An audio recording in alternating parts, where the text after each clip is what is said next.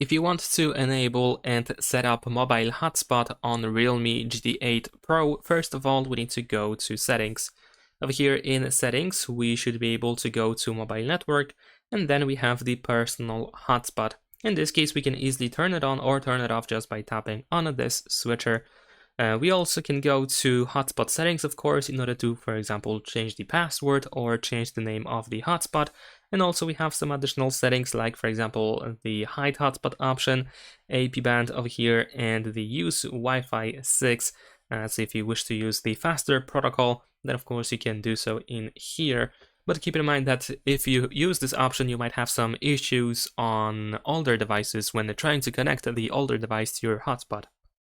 Besides that, when hotspot is enabled, you can generate a QR code that you can use on other devices and scan this Wi-Fi QR code to connect to your hotspot without having to enter the password at all and without having to look for the network on the list of Wi-Fi networks.